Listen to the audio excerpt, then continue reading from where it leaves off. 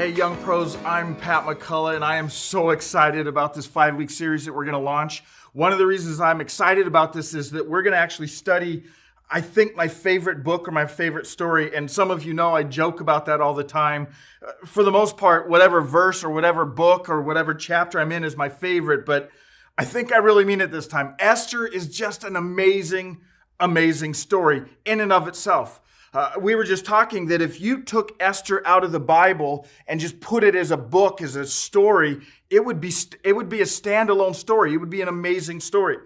But before we jump into the book of Esther, I want to set it up this way. And so I'm gonna ruin movies for you in some ways. So Robert McKee actually wrote a book called Story, and pretty much anybody that goes to Hollywood and studies about writing movie scripts or writing stories will read Robert McKee's book. And what Robert McKee does is he actually breaks story up into 3 acts. He says you watch any movie and you're going to see this. You'll see Act 1, it's the setup. We know this when we were children. We started learning this. Once upon a time, in a land far, far away lived a king and a queen. That's the setup. Every movie that you watch is going to begin, and it's going to introduce us to the characters. It's going to introduce us to the story. Now, at the end of Act 1, you get this inciting incident. Now, this is where I'm going to ruin this movies for you, because the inciting incident is the part where it changes the status quo for the character. It launches the character on a quest, on a journey. Their life will never, ever be the same. Now, this is why it's going to ruin it for you. You watch every single movie somewhere around the 3 to 5 to 7 minute mark. It depends on the movie. You'll see the inciting incident. You're going to start watching for this, and you're going to become that annoying person like I became once I learned this, that whoever you're in the movie theater with, you're going to lean over and whisper and say, "There's the inciting incident." And pretty soon, every movie you go to with them, they're going to be like, "Shut up and just watch the movie." But watch, you'll see this. Every great story has an inciting incident. In Braveheart, William Wallace's wife is killed. It changes the status quo, and it launches him on a quest, on a journey. His life would never be the same. Finding Nemo. He goes and he's taken, the little fish is taken, changes the status quo, and it launches the characters on a quest, on a journey. Their life would never be the same. So then we move into Act 2. Every great story, Act 2 is the main part of the story. It's the long part of the story. But Act 2, Robert McKee says, is conflict. In fact, Robert McKee says it this way in his book. Conflict is to story as sound is to music. You cannot have music without sound, nor can you have a good story without conflict. So every story you've ever read or every great movie that you've ever watched, the characters are in this period of time, most of the movie, where they're in this conflict. And we as an audience are in our minds wrestling with the characters going, are they going to survive? Are they going to learn the lesson they need to learn? And there's this growing conflict, and it's what keeps us on the edge of our seat. And then you get to Act 3. It's the resolution of the story. It's where things are wrapped up. But what I want us to see is that Esther plays this out perfect, the story of Esther. We're going to see today that we're in this Act 1, the setup. We're going to see an inciting incident that launches the characters on a quest, on a journey. Their lives would never be the same. We're going to see this growing conflict in the story. And then eventually we'll see this incredible, beautiful resolution. And in the midst of all of this, there's lessons. But before we jump into it, let me just mention this, that in the story of Esther, there's a couple of interesting things. Number one, God is never mentioned in this book. Not one time is God mentioned in the book of Esther. Now you may be going, well, so what? It's in the Bible. How do you have a book of the Bible that never mentions the name of God? There's a lesson there for us. I think sometimes when people look at our lives, they should see the fingerprints of God all over our lives, even when we're not talking about Him. I'm not suggesting that you and I don't talk about God, but what I'm saying is that the book of Esther should emulate our life in the sense that it never mentions God, but you see the fingerprints of God all over the story. People should look at our lives and see the fingerprints of God all over our lives. Another interesting thing about this story is that if you know anything about the Bible, or you remember the beginning part of the Bible, when God set this up with the nation of Israel, he gave them 7 feasts that he wanted them to celebrate during the year. So the Jewish people for 3,000 years have been celebrating these feasts. Well, they added one.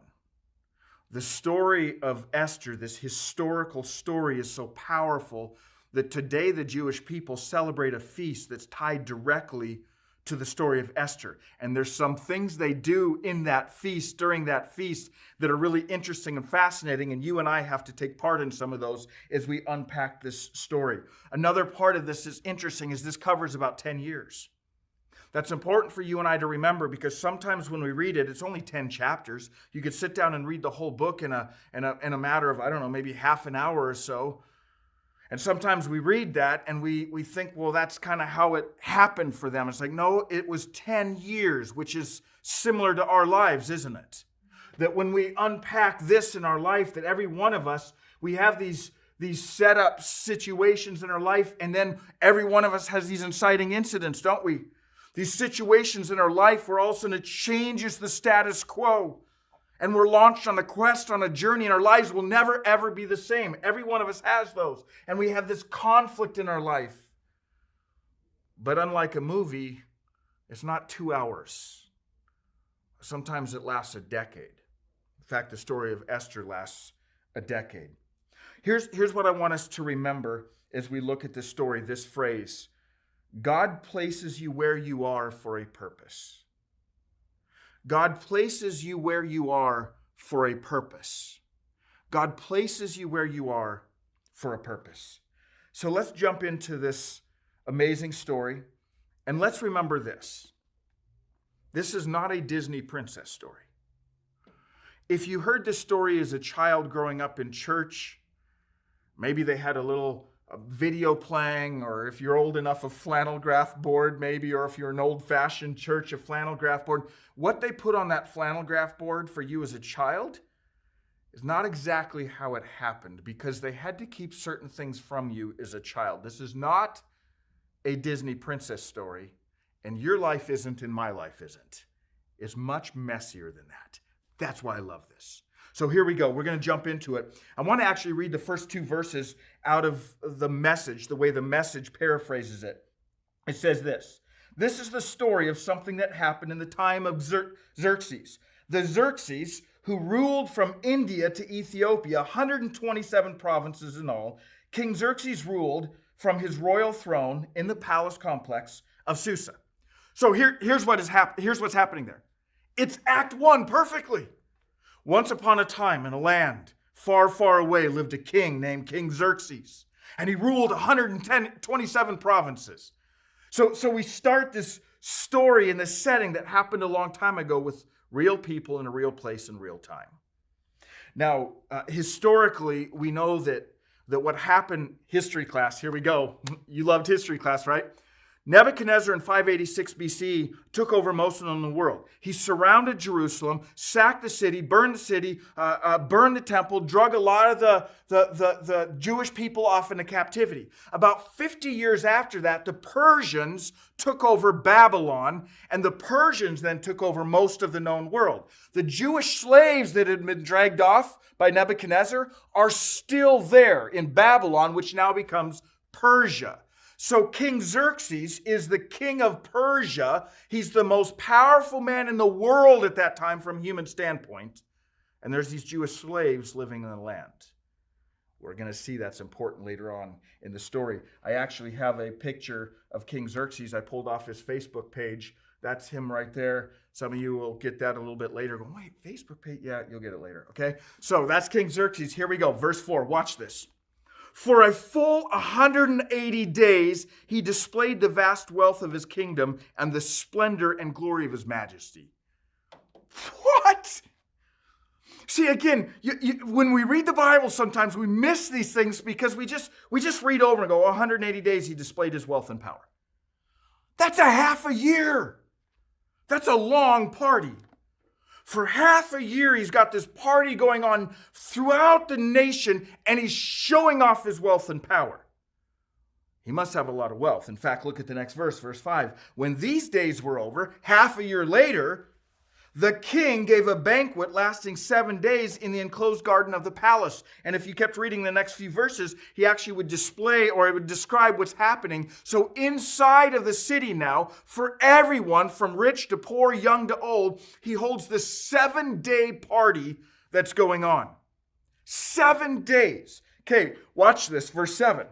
Wine was served in goblets of gold, each one in goblets of gold. Wine served in goblets of gold, each one different from the other, and the royal wine was, circle that word in your Bibles, abundant. You know what this means? The alcohol is flowing freely. There's a lot of it, and it's being passed around. You probably know where this story is going. Verse 8, by the king's command, each guest was allowed to drink with no restrictions. All right, you don't have to pay for alcohol. There's all the alcohol you want, and you can have all you want for 7 days. You know what's going to happen to a lot of people? Yeah, you guessed it. Yep. Okay, watch this. Here's where the inciting incident is about to develop. Remember the inciting incident. It changes the status quo and it launches the characters in the story on a journey, on a quest. Their lives will never, ever be the same. We're getting to the inciting incident in this story. Verse 9, Queen Vashti also gave a banquet for the women in the royal palace. So she's like, all right, my husband's throwing a party. I'm going to throw a party. Watch this. On the 7th day, when King Xerxes was high in spirits from wine, that's the Bible's way of saying he's drunk. All right? 7 days, all the alcohol you want. He's a little drunk. Look what he decides. He commanded the 7 eunuchs who served him, those people, I can't say their names very well, verse 11, to bring before him Queen Vashti wearing her royal crown in order to display her beauty to the people and nobles, for she was lovely to look at. I'm going to stop the story there this week. It's a terrible place to stop because the next verses are the inciting incident. The next verses are the things that will explain to us what happens in this story that changes everything and will change the lives of an entire nation of people at this time. But I want to go back to that thought that I mentioned at the beginning. God places you where you are for a purpose. See, what we're going to see in this entire story of Esther over these next 5 weeks is that there was no accident. There was no accident that this beautiful woman was dragged off into slavery. There's no accident that she's in Persia. God places you where you are for a purpose. It's no accident that you and I were born in this time in history, that you and I live in this city that we are in.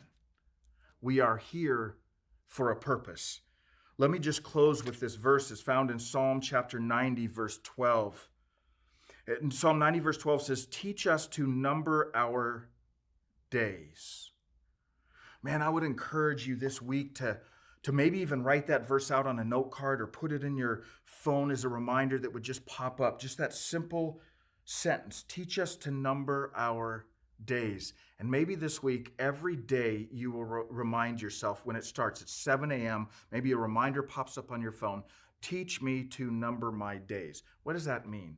Well, you know, an investment account or a bank account, nowadays, you can just get on your computer and you can type it in and you can find out exactly what the amount is, right? You could go to your savings account or your checking account. You could go to your investment accounts and you could type in the information and it would tell you exactly to the penny how much you have. How many days do you have left on this earth? We actually don't know, do we? It's not like your bank account where you can go, oh, I have 373 more days. I hope we all have more than that, but 373 more days. Wouldn't that be nice? See, what the psalmist is trying to get us to get here, what the psalmist is trying to get us to understand here is that you don't know how much longer you have. So teach us to value our days. Teach us to not waste our days. You and I were put here for a purpose. Let's not waste the time that we have that God has given us. God, we are so excited to look at this amazing story, this story of this woman and these men and the others involved that, God, you used in such a powerful way. And may we connect it to our lives. May we remember, just like Esther all these years ago, God, you placed us here for a purpose. And may we number our days. May we value our days. We love you, Jesus. Amen.